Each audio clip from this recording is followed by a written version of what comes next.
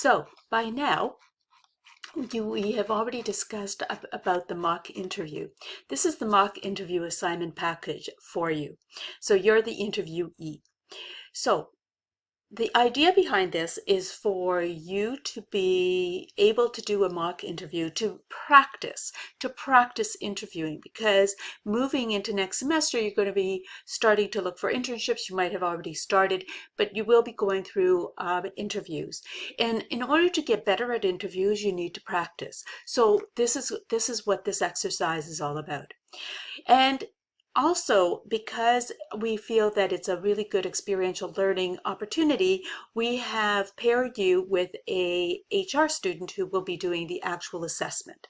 So let me run through this for you a little bit. So as I said, this is really an opportunity for you to practice. In the announcement section, there is a little bit of a chart that indicates exactly when things need to be submitted. You're going to submit your cover letter and your resume and your job description to your HR interview partner. Why? They need to know exactly what is the job that you are applying for, so when they do the assessment, they can determine whether you are answering it in a proper fashion or not. And they are quite capable of really being able to make that kind of an assessment. So that's what you're going to do.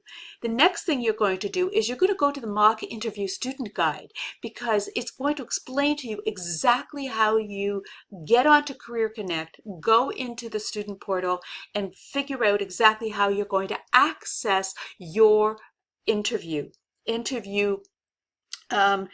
questions. Once that is done, you're going to take the email of your interview partner, you're going to put it into the slot that says submit feedback. You're going to send them your feedback. You're going to send it to them for feedback. They've already know who you are. They already know that this is coming. So it's not going to be a surprise to them. What they will do at the end of all that is, when it is done, they are going to submit the assessment to me so that I have a copy of it, and they will also send you a copy so that you can see what they said. So that is how that's going to work. So another thing that you're going to do is, once you've done your interview, you need to do a bit of a reflection. How did I do? Where do I think I could have been better? What do you think? What do I think I could have that I might be able to know for the next time?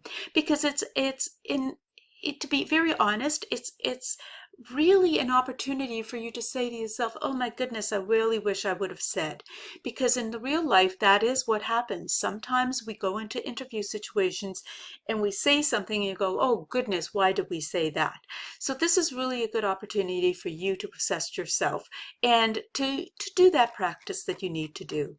Another thing, some of these questions are, based on, I'm not going to tell you what the questions are going to, questions are going to be, because you need to do that on your own. The other thing is, you are not being assessed on your cover letter and resume, but it should be done properly, okay? Because really, at the end of the day, this is your opportunity to do the best that you possibly can. These are sort of the type of questions that are going to be asked. Tell me a little bit about yourself. Also remember to answer the questions in a SAR Stories format. Very important. Think about the competencies. We talked about that. This is all things that we did in your very first careers course back a couple of semesters ago.